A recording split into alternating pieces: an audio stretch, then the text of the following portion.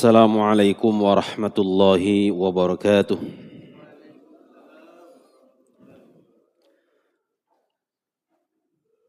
Alhamdulillahi wa kafa wa sallallahu ala habibil mustafa ahli sidki wal wafa. Asyhadu an la ilaha illallah wahdahu la syarika lah. Wa asyhadu anna Muhammadan abduhu wa rasuluh wa habibuhu wa safiyuhu wa khaliluh. Allahumma salli wa sallim wa barik ala afdalil anbiya'i wal mursalin Nabiyina Muhammadin wa ala alihi wa sahbihi ajma'in. Radina billahi rabba wa bil islami dina wa bi Muhammadin sallallahu alaihi wasallam nabiyya wa rasulah. Bapak Ibu para jamaah sekalian yang saya hormati dan yang saya banggakan, alhamdulillah kita bersyukur kepada Allah Subhanahu wa taala. Pada pagi hari ini kita dipertemukan oleh Allah semuanya dalam keadaan sehat walafiat. Ya, mungkin pilek-pilek sedikit, demam-demam sedikit. Ya. Mudah-mudahan sakit biasa lah ya. Mudah-mudahan Allah berikan kepada kita kesehatan semua. Salawat dan salam kita haturkan kepada junjungan kita Nabiullah Nabi Muhammad sallallahu alaihi wasallam, kepada keluarga beliau, sahabat dan orang-orang yang senantiasa mencintai dan mengikuti beliau hingga hari kiamat nanti. Bapak Ibu para hadirin yang saya hormati dan yang saya banggakan, kita akan melanjutkan membaca dan mentadabburi surat Al-Insyirah ayat 1 sampai ayat 8 insyaallah. Pada pertemuan sebelumnya, karena pembahasan kita dari belakang, kita kemarin telah membahas tentang surat At-Tin. Kalau pembahasan sebelumnya atau surat sebelumnya itu adalah surat Ad-Duha, yang sungguhnya secara keterkaitan memiliki munasabah atau memiliki hubungan yang kuat antara surat Ad-Duha dengan surat Al-Insyirah. Kita baca terlebih dahulu. A'udzu billahi minasy syaithanir rajim. Bismillahirrahmanirrahim. Alam nashrah laka sadrak wa wada'na 'anka wizrak alladzi anqadha dhahrak wa rafa'na laka dzikrak. Fa inna ma'al usri yusran, inna ma'al usri yusra. Fa idza faraghta fansab wa ila rabbika farghab. Bukankah kami telah melapangkan untukmu dadamu dan kami telah menghilangkan darimu bebanmu yang memberatkan punggungmu, dan kami tinggikan bagimu dan kami tinggikan namamu dan kami tinggikan bagimu sebutan namamu, karena sesungguhnya sesudah kesulitan itu ada kemudahan. Sungguh sesudah kesulitan itu ada kemudahan. Maka apabila kamu telah selesai dari satu urusan, kerjakanlah dengan sungguh-sungguh urusan yang lain. Dan hanya kepada Tuhanmu lah hendaknya kamu berharap. Bapak Ibu jamaah sekalian yang saya hormati dan yang saya banggakan, surat Al-Insyirah terdiri daripada 8 ayat dan surat ini adalah surat Makkiyah. Apa itu surat Makkiyah? Surat Makkiyah itu adalah surat yang turun sebelum hijrah. Jadi tidak harus turun di Makkah. Ya, pengertian yang lebih kuat itu adalah surat Makkiyah itu adalah surat yang turun sebelum hijrah. Sedangkan Madaniyah adalah surat yang turun setelah hijrah. Walaupun itu turunnya di Makkah, kalau turun setelah hijrah atau fase setelah hijrah maka disebut madaniyah. Allah Subhanahu wa taala berfirman dalam ayat ini, Alam nasrah laka sadrak. Bukankah kami telah melapangkan untukmu dadamu? Ya, surat ini tidak memiliki asbabun nuzul secara khusus. Surat ini sesungguhnya secara khusus itu berbicara tentang keutamaan Nabi, kemuliaan Nabi Muhammad sallallahu alaihi wasallam. Maka Allah mengatakan, bukankah kami telah melapangkan untukmu dadamu? Ya, karena Nabi sallallahu alaihi wasallam mendapatkan tugas yang teramat berat, maka Allah Subhanahu wa taala itu salah satunya memberikan kelapangan dada Nabi Muhammad sallallahu alaihi wasallam. Apa yang dimaksud dengan diberikan kelapangan dada? Yang dimaksud dengan diberikan kelapangan dada itu, satu, diberikan pengetahuan tentang ilmu-ilmu syariat. Sehingga Nabi SAW dengan pengetahuan itu, ya kemudian tahu apa yang menjadi tugas yang harus beliau sampaikan kepada umatnya. Kalau kita tidak tahu apa-apa kemudian kita diberikan tugas, ya itu terkadang membuat kita itu takut. Jadi ketidaktahuan kita itu membuat kecemasan kita. Orang tidak tahu itu menjadi cemas, ada rasa khawatir, gusar. Jadi kalau misalkan Bapak Ibu kita suruh coba pergi ke sana, itu kalau tidak pernah pergi itu biasanya bingung. Ya. Berbeda kalau disuruh pergi ke satu tempat yang kita udah tahu, suruh pergi ke Balikpapan, kita udah tenang, tahu jalannya. Tapi kalau kita disuruh sesuatu, melakukan sesuatu yang kita tidak tahu tentang sesuatu itu, atau kita tidak ada persiapan, maka kita akan cemas, takut, sehingga kemudian sesak nafas. Ya. Maka kalau orang yang tidak biasa ceramah disuruh ceramah gimana Pak? Gemeteran. Kenapa? Karena tidak punya ilmunya. Maka dada menjadi sempit, menjadi takut, menjadi gelisah. Jadi dilapangkan dada itu bisa bermakna diberikan pengetahuan. Karena dengan orang diberikan pengetahuan itu, orang menjadi tenang. Orang ketika tenang menunjukkan hatinya ya, lapang. Ya. Alam nasrah laka sadrak, yang kedua maknanya artinya dalam arti bahwa dada Nabi Muhammad sallallahu alaihi wasallam yang dimaksud di sini adalah hati Nabi Muhammad itu dibersihkan oleh Allah Subhanahu wa taala. Karena sodr itu tidak mesti bermakna dada. Sodr itu dia bagian unsur dari hati. Maka dalam surat An-Nas itu, Qul a'udzu birabbin nas, malikin nas, ilahin nas, min syarril waswasi fi sudurin nas, minal jinnati wan nas. Yang memberikan bisikan ke dalam dada manusia. Ya, masa dada kita yang dibisikin? Ya. Apa yang dimaksud dengan yang di dada, yang membisikkan dada manusia itu? Ya hati manusia. Sodr itu adalah unsur hati yang paling luar. Maka hati itu, penyebutan hati itu ada beberapa tingkatan. Hati yang paling luar itu disebut dengan sodr. Dada, mana harfiahnya itu artinya dada. Kenapa ketika Allah mengatakan setan membisikkan manusia, membisikkan ke dalam hati manusia menggunakan istilah sodr? Karena bisikan itu sesungguhnya dari luar.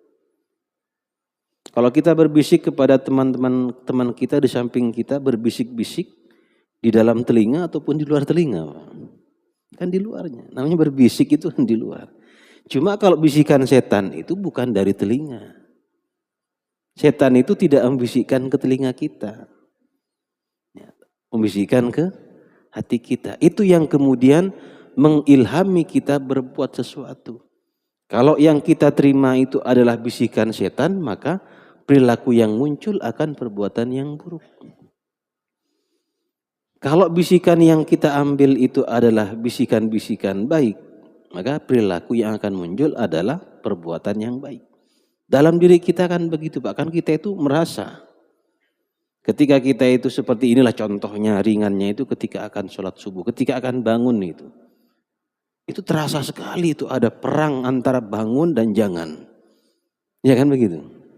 Mau bangun, tunggu sebentar, entar dulu. Itu kayak kita ingin bangun, tapi ada seperti kita rasakan tuh bisikan, enggak usah gitu. Tidur dulu sebentar. Sebentar aja gitu. Nah, itu adalah bisikan luar. Jadi sungguhnya di situ adalah setan yang membisikkan untuk melakukan potensi-potensi buruk itu, ya kemudian bisikan-bisikan yang baik yang sesungguhnya bersumber dari Allah Subhanahu wa taala ataupun dalam hal ini malaikat. Nah, jadi Bapak Ibu jamaah sekalian yang dimuliakan oleh Allah. Jadi alam nasrah laka sadrak, ya, bukankah kami telah melapangkan dadamu. Jadi Nabi SAW itu dibersihkan hatinya, diberikan ilmu, pengetahuan, diberikan dibersihkan hatinya. Ya. Bagaimana Allah Subhanahu wa taala membersihkan hati Nabi sallallahu alaihi wasallam? Ya, di antaranya adalah ketika Nabi sallallahu alaihi wasallam itu umur sekitar 5 tahun, 6 tahun ya.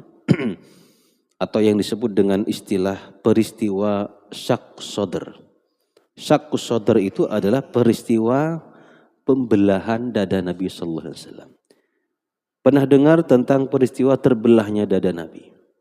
Jadi dada Nabi itu ketika masih kecil, ya ketika beliau itu umur 6 tahunan, ya, atau 5 sampai 6 tahun itu, beliau itu ketika sedang bermain dengan anak-anak sebayanya, kemudian dipegang oleh 2 orang. Dipegang oleh 2 orang, Nabi pingsan, teman-temannya ini kabur. Kemudian datang kepada Halimah Sa'diyah yang ketika itu menyusui beliau. Ketika dibawa ke Bani Sa'ad untuk disusui, dilaporkan bahwa Muhammad ditangkap 2 orang. Padahal orang itu adalah malaikat. Nabi pingsan, itu dibelah dadanya. Dalam hadis itu dikatakan dibawakan bejana, bukan bejana, seperti teko itu ya, terbuat dari emas, kemudian berisi air zam-zam, kemudian dibersihkan hati Nabi Sallallahu Alaihi Wasallam. Ya. Memang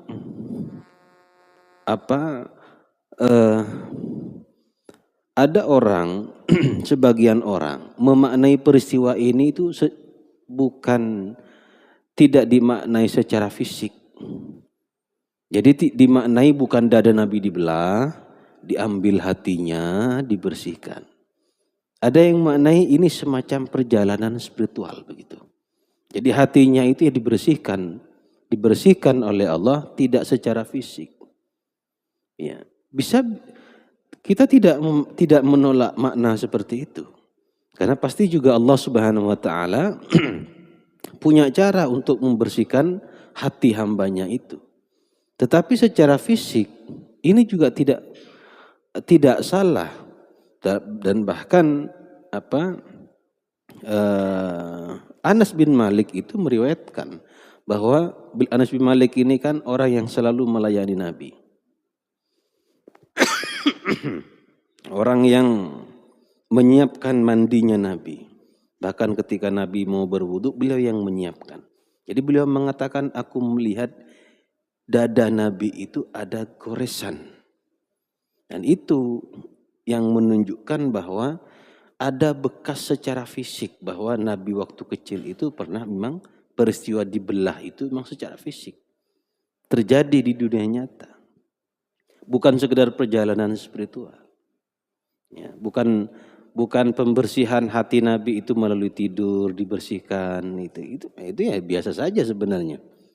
Tetapi yang luar biasa itu adalah ketika itu terbelah, ya kemudian disambungkan kembali itu. Dan itu yang juga membuat Halimah Sa'diyah itu mengembalikan Nabi sallallahu alaihi wasallam kepada Aminah. Ya. Jadi orang Arab itu, kebiasaan orang Arab itu, ya, ketika mereka punya anak baru lahir, ya, itu biasanya diasuh oleh orang-orang Arab pedalaman. Ya, jadi diambil anak, dibawa ke kampung, ya, banyak manfaatnya di kampung itu. Dari segi bahasa lebih baik, ya. Di kampung itu permainannya permainan alam, dengan alam. Gimana kalau kita di kampung dan di kota bedanya? Sangat jauh sekali. Ya, dari segi bahasa baik. Ya, saya kalau lihat anak-anak di kampung itu, ya alhamdulillah saya tidak pernah mendengar anak-anak di kampung, kalau di kampung saya gitu ya, anjir gitu ya, apa gitu. Ya, karena bahasanya bukan begitu. Artinya dari segi bahasa itu lebih baik. Gitu. Jadi dalam mendidik bahasa, dari segi keaslian bahasa, kemudian dari segi tumbuh kembangnya fisik itu lebih baik di kampung. Karena bermain, mungkin bantu orang tuanya angkat apa gitu ya. Dan terbukti juga dari segi bahasa. Ibnu Abbas menceritakan bahwa ketika dia membaca surat Fatir, Allahu fatirus samawati wal ardh. Dia itu beliau itu nggak tahu maknanya Fatir itu apa. Jadi kata Ibnu Abbas, saya itu tidak paham makna Fatir, Fatoro. Sampai saya bertemu dengan dua orang Arab Badui bertengkar. Bertengkar soal sumur. Jadi ada orang Arab Badui ini bertengkar soal sumur. Jadi ada orang bikin sumur, kemudian sumurnya ditinggalkan lama, matilah sumurnya. Kemudian ada orang yang datang ke sumur itu, dibersihkan, dihidupkan kembali, kemudian ada airnya lagi. Nah sekarang kira-kira sumurnya milik siapa Pak? Orang yang pertama atau orang yang kedua? Nah, orang yang kedua karena dia menghidupkan. Nah setelah ada airnya diaku sama orang yang pertama. Nah ini milik saya. Dia mengatakan ana fatartuha. Saya yang membuat itu. Saya yang pertama kali membuat itu. Nah, baru ketika Ibnu Mas'ud mendengar cerita, mendengar salah satu dari mereka mengatakan ana fatartuha. Nah, oh jadi fatartuha itu orang yang mengawali. Saya ini orang yang mengawali membuat ini. Jadi Allahu fatirus samawati wal ardh. Ya, berarti Allah lah yang mengawali penciptaan langit dan bumi. Jadi Ibnu Abbas itu ada kata yang tidak paham dalam Al-Quran. Apalagi kita, kalau tidak belajar. Nah, jadi di kampung itu dari segi bahasa lebih baik. Nah, sehingga kemudian Halimah itu, ya, yang biasanya seharusnya anak dididik, diasuh itu selama 10 tahun, karena ada peristiwa itu dikembalikan kepada Halimah. Aminah. Nah, berarti itu menunjukkan peristiwa yang serius, bukan hanya sekedar ditangkap, kemudian tidak ada jejak fisik gitu. Nah, itu yang kemudian di antara pendapat yang kuat ya, bahwa peristiwa terbelahnya dada Nabi itu peristiwa yang nyata secara fisik terjadi. Nah, sehingga dengan demikian hati Nabi itu bersih, tidak ada rasa dendam, ya, tidak ada rasa benci. Bersih Nabi hatinya itu daripada hati kita. Dibuang oleh Allah, dibersihkan oleh Allah dari sifat-sifat yang buruk. Iri, dengki, ya, suka menghasut orang. Ya, pokoknya dari sifat-sifat buruk itu Allah bersihkan. Ya. Yang kemudian menyebabkan banyak persoalan-persoalan itu karena hati kita yang tidak baik. Suudzon ke orang. Nabi kan begitu Pak. Nabi itu tidak pernah membenci secara pribadi. Nabi itu walaupun disakiti, Nabi itu walaupun dihina, diludahi orang, tidak pernah beliau itu marah Pak. Ya. Itulah yang yang kata Allah, bukankah kami telah melapangkan dadamu untuk apa? Menyebarkan dakwah kepada umatmu. Jadi kalau orang itu ingin berdakwah, ingin mengajarkan kepada umat, juga harus jaga hati. Hati menjadi lapang. Ustaz tuh nggak boleh tersinggungan, Pak. Yang begitu. Di apa sedikit ada jamaah atau apa, nanya atau apa tersinggung. Ya, kan ada orang biasa yang begitu. Mestinya, jadi Nabi, ya Allah Subhanahu Wa Taala sebelum menyiapkan Nabi, katakanlah sebelum menjadi Nabi itu Muhammad itu sebelum menjadi Nabi, disiapkan, dibersihkan hatinya dulu, dijaga dari sejak kecil, baru kemudian menyampaikan kepada umat. Karena dakwah itu berat. Ya. Jadi dibersihkan dari Nabi itu juga apa? Dihilangkan dari rasa takut, tidak cemas. Ya, sehingga apa? Apapun yang terjadi, Nabi tetap melanjutkan dakwahnya.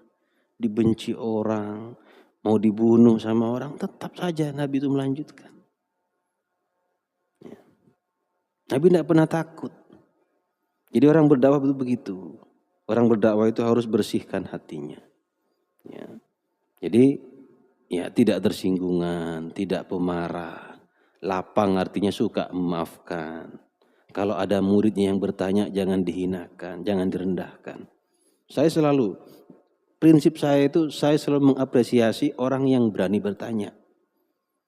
Saya tidak pernah merendahkan, pertanyaan gitu aja kamu tanya, masa tidak tahu.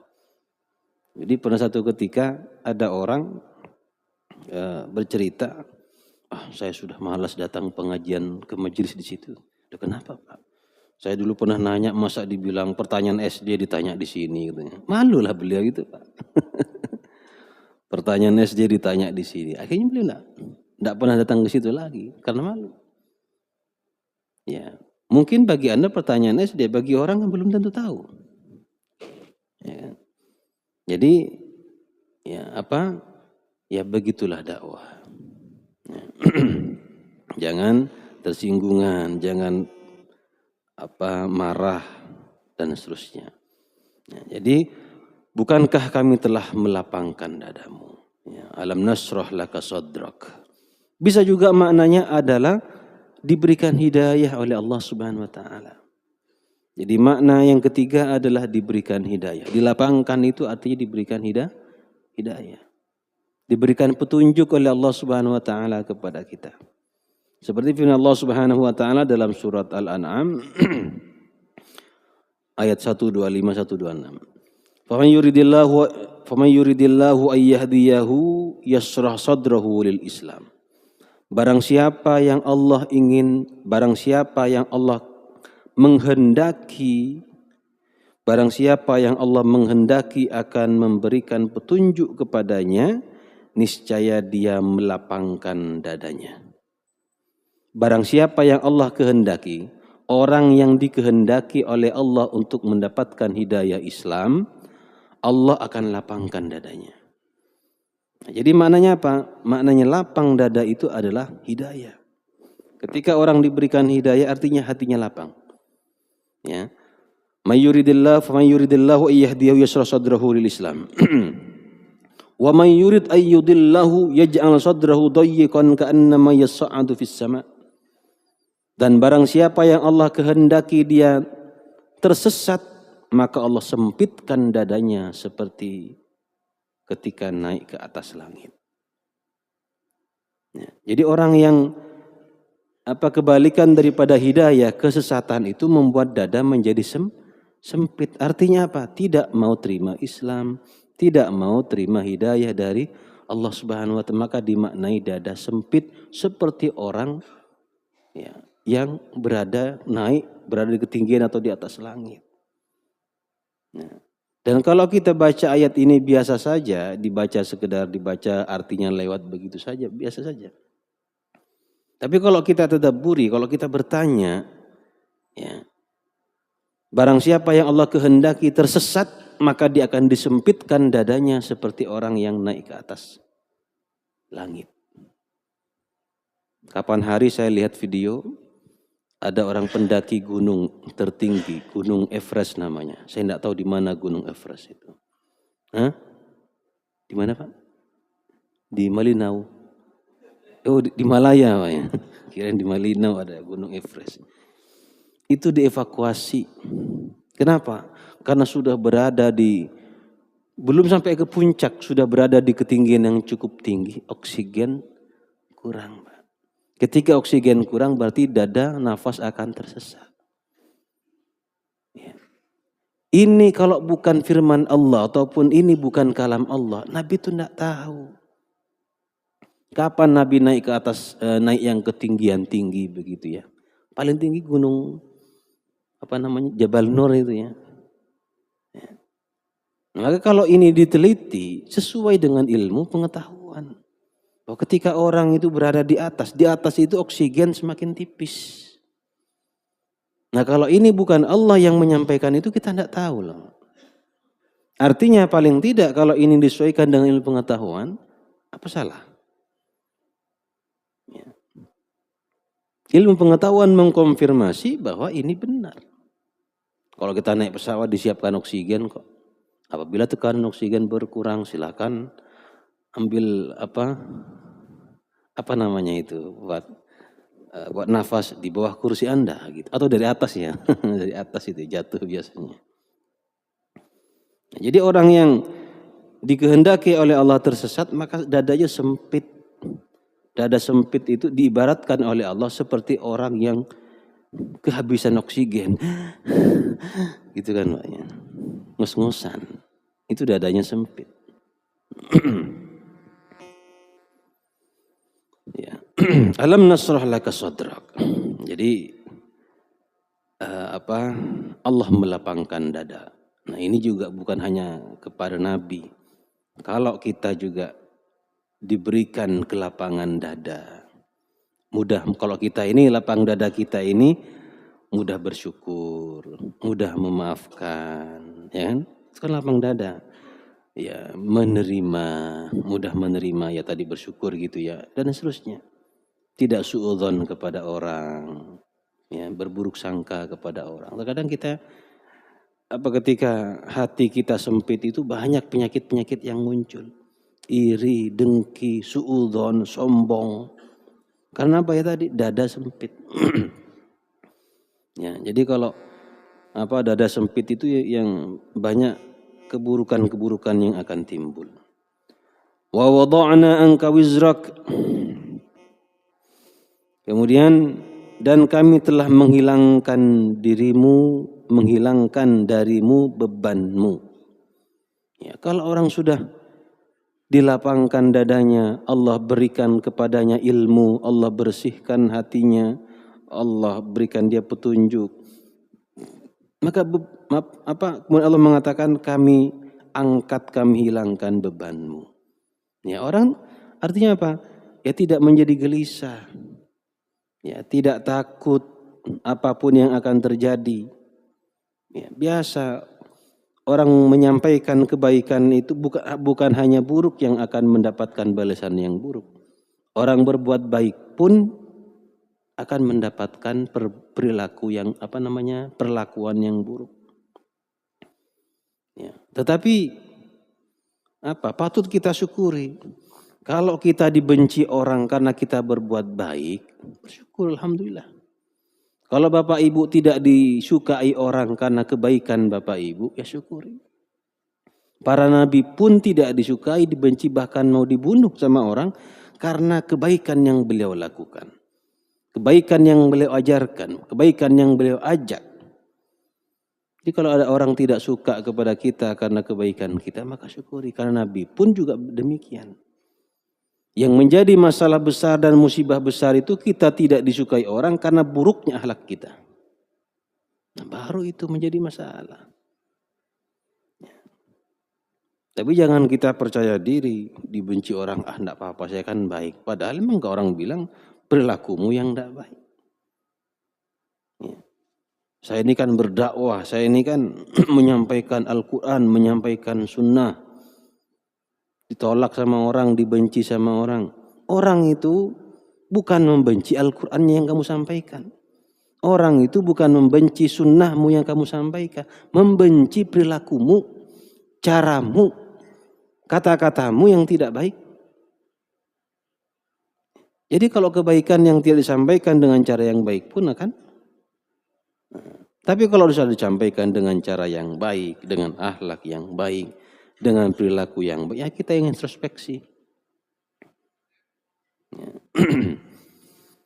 Jadi Nabi SAW wa wada'na anka wizrak alladhi anqadha dhahrak. Allah mengangkat beban Nabi yang memberatkan punggungmu. Ya, namanya beban diibaratkan seperti beban. Seperti kita itu membawa beban. Gimana kalau kita bawa bebannya berat? Tetapi beban yang dimaksud di sini adalah untuk menyampaikan risalah, menyampaikan tugas kenabiannya. Ya. Kemudian apa kemuliaan beliau berikutnya pada ayat ke-4 berarti ini. Wa rafa'na laka dzikrak, dan kami tinggikan bagimu sebutan namamu. Kami tinggikan bagimu sebutan namamu. Ini apa? Ya, dalam banyak tafsir dikatakan adalah maksudnya Allah Subhanahu wa taala menyandingkan nama Nabi Muhammad sallallahu alaihi wasallam ketika dikumandangkan, diangkat nama Allah Subhanahu wa taala waktu kita azan ataupun di luar azan.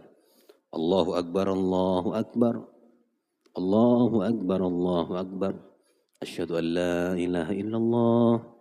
Asyhadu an la ilaha illallah. Asyhadu anna Muhammadar Rasulullah. Ya, kami tinggikan namamu, sebutan namamu ketika disebut namaku. Namamu selalu disebut oleh umatmu minimal berapa kali sehari, Pak? Minimal 5 kali sehari.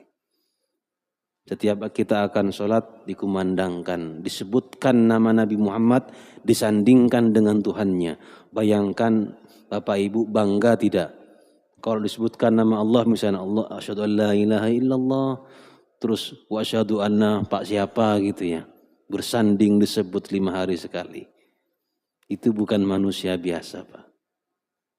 Ya, kalau kita nama kita yang disebutkan, wah hebat, merasa hebat ya. Ya, nama kita yang disebut diganti azannya gitu ya. Karena presiden kita yang baik, yang terhormat, yang mensejahterakan rakyatnya diganti sajalah, atau tidak diganti, tambahi sajalah gitu ya. Bisa enggak? Enggak bisa. Enggak bisa bersanding dengan nama Allah, nama Nabi, terus siapa gitu, enggak bisa. Nah, itu azan kita ya. Dan selalu diucapkan ketika bersyahadat. Tapi karena di sini wa rafa'na laka dzikrak. Ya, kami tinggikan sebutan namamu disandingkan dengan nama Allah Subhanahu wa taala. Fa inna ma'al usri yusra, inna ma'al usri yusra. Nah, karena ayat ini berbicara, surat ini berbicara tentang dakwah Nabi. Nabi akan menghadap Allah, melapangkan dada Nabi, meringankan beban Nabi. Karena apa? Dalam dakwah pasti akan banyak tantangan yang akan beliau hadapi. Kemudian ada satu janji Allah. Apa janjinya? Fa inna ma'al usri yusra, inna ma'al usri yusra. Sesungguhnya sesudah kesulitan itu ada kemudahan. Sungguh pada setiap kesulitan itu ada kemudahan. Ini janji Allah yang kita pegang. Dan ini tidak hanya kepada Nabi SAW, kepada kita pun begitu. Yakinlah kalau Bapak Ibu punya kesulitan dalam hidup, ada masalah dalam hidup kita, yakinlah bahwa kesulitan yang akan kita hadapi sebentar lagi kita akan keluar daripada kesulitan itu. Ya. Siapa kita yang tidak pernah menghadapi kesulitan dalam hidup, Pak? Kemudian bagaimana? Apakah sampai saat ini masih dalam kesulitan itu? Ya. Kuncinya apa? Kuncinya adalah alam nasrah laka sadrak. Kuncinya adalah lapang dada. Ya. Ujian sebesar apapun Ya, seberat apapun di dunia itu enggak ada yang berat. Maka Allah mengatakan dalam surah Al-Baqarah itu wala nabluwannakum bisyai'im minal khaufi wal ju'i wa naqsim minal amwali wal anfuti wath thamarat wa basyiris sabirin. Dan kami pasti akan menguji dengan sesuatu bisyai'in minal ju' lapar wal khauf rasa takut wa naqsim minal amwal kekurangan harta jiwa was thamarat buah-buahan. Ujian kita kan di sini nih Bu, Bapak Ibu ya. Ya. Lapar, kurang harta, kurang duit, dompet tipis, ya, ATM kering, ya kosong, kelontong, apalagi kurang buah-buahan, sayur-sayur mahal, kan hidup kita masalah begitu. Maka kata para ulama, bisyai'in di situ maknanya adalah litaklil. Untuk menunjukkan bahwa ujian Allah itu sungguhnya kecil, sedikit. Walanabluwannakum bisyai'im walanabluwannakum bisyai'im minal khauf, rasa takut dulu. Jadi kata para ulama, bisyai'in itu untuk menunjukkan sedikit litaklil.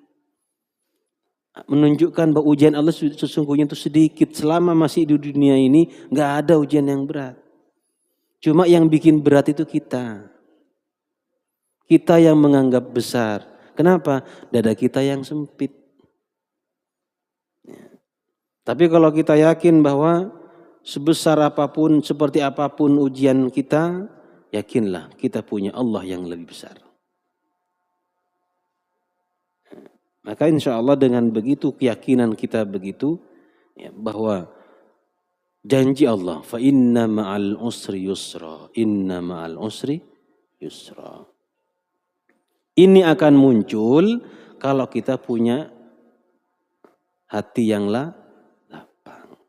Jadi inna ma'al usri yusra, inna ma'al usri yusra, kata para ulama, kenapa ayat ini diulang untuk meyakinkan, ya, litta'kid, untuk menguatkan.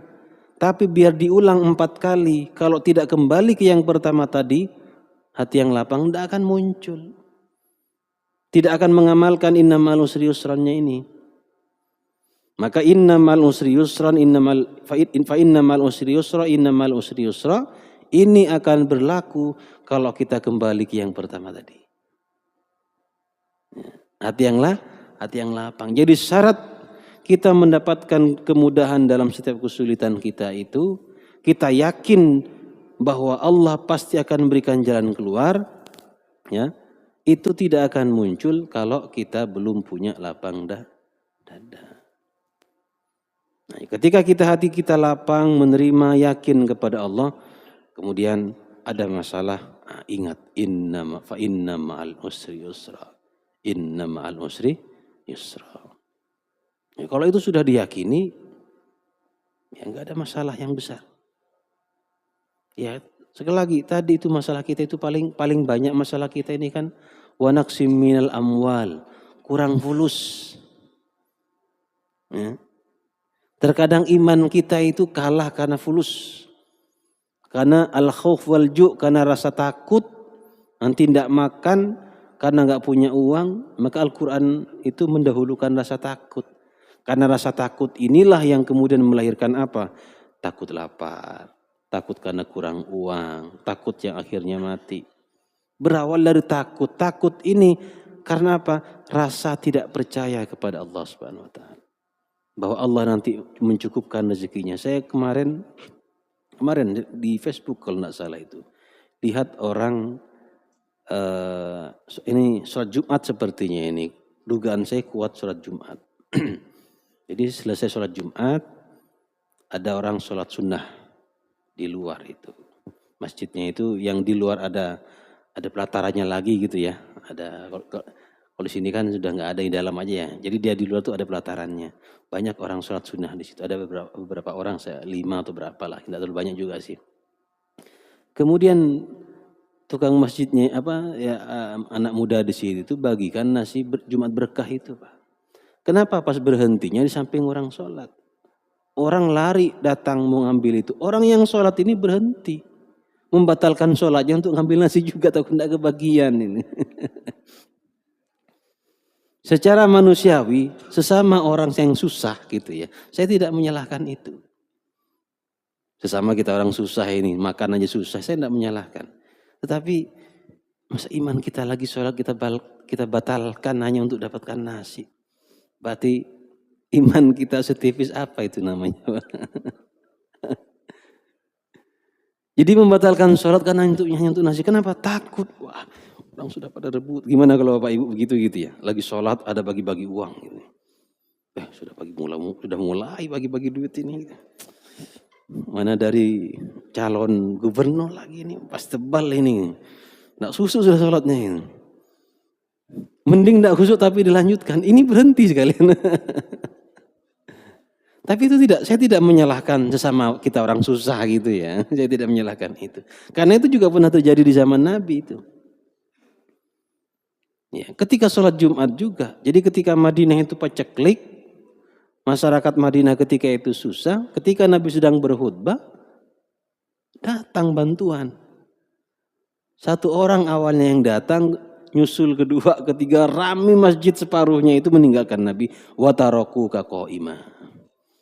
Dan mereka meninggalkanmu, kecuali hanya sebagian sahabat-sahabat yang memangnya itu tidak bisa ditukar dengan beras, bantuan, nasi apa. Ya, jadi, ya karena apa? Keadaan yang sulit memang. Ya, tetapi ya kita ikut yang sahabat Nabi bisa nggak? Yang duduk tetap fokus kepada ceramahnya Nabi, khutbahnya Nabi. Jumat lagi itu. Nah, ya kalau zaman Nabi ini parahnya ini banyak lagi kan, dan lagi khutbah Nabi lagi. Gimana ayatnya itu? Saya kalau yang wataraku qaimah itu gimana ayatnya? Hah? Ada? Faida qudiyatis sholatu fantashiru fil ardi wabtaghu min fadlillah. Terus saya bacakan dulu ya. Surat Al-Jumu'ah. Atau Bapak Ibu cari sendiri ya waktu jam 6 nih. Di situ asbabun nuzulnya wataraku qaimah itu, dan mereka meninggalkanmu berdiri begini Nabi. Kemana orang-orang ini? Jadi Nabi saja lagi khutbah ditinggalkan gitu. Karena keadaan yang sulit peceklik seperti itu ya. Jadi fa innamal usri yusra, innamal usri yusra itu akan muncul kalau kita punya yang pertama tadi, hati yang lapang, yakin bahwa Allah Subhanahu wa taala mencukupkan kebutuhan hambanya. Fa idza faraghta fansab, apabila kamu telah selesai dari satu urusan, kerjakanlah dengan urusan yang lain. Wa ila rabbika farghab, dan hanya kepada Tuhanmu lah hendaknya kamu berharap. Nah, jadi artinya apa? Nabi itu tidak pernah selesai dari urusan dakwahnya. Sama hidup kita itu tidak pernah selesai, Pak. Satu saja waktu urusan kita di dunia ini selesai, satu saja ketika kita sudah mati.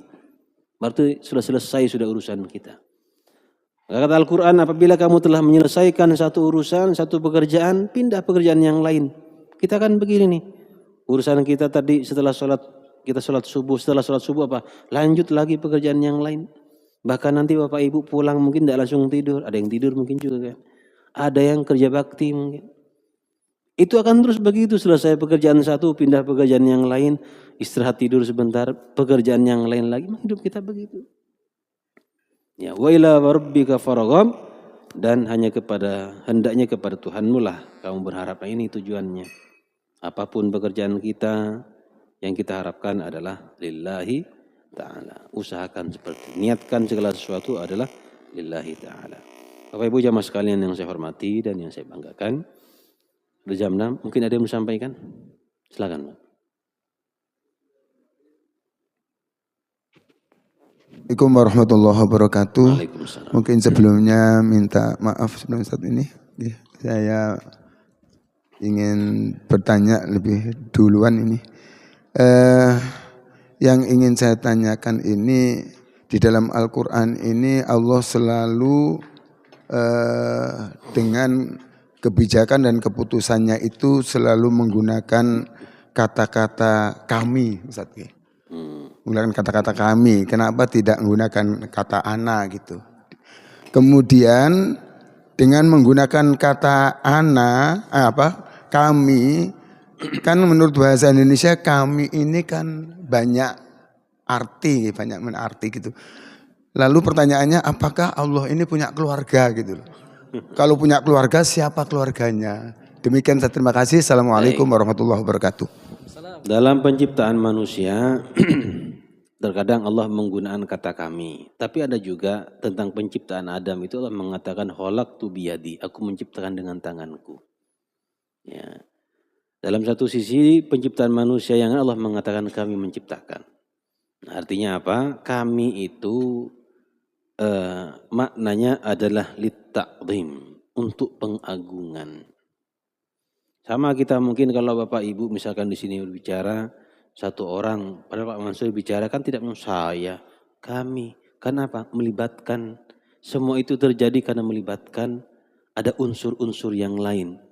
Penciptaan manusia, Allah bisa menciptakan manusia tanpa ada hubungan seksual bapak dan ibu. Ya. Nabi Adam, Nabi Isa, mampu Allah, bisa Allah.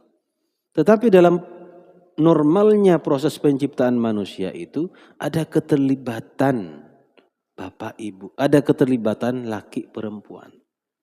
Sehingga kemudian Allah mengatakan kami. Karena kami di situ menunjukkan apa? Ada keterlibatan yang lain. Ada keterlibatan hukum alam. Ya, tetapi pada dasarnya Allah yang menentukan. Ya, bapak ibu berusaha sekuat tenaga setiap malam semalam 4 kali misalkan.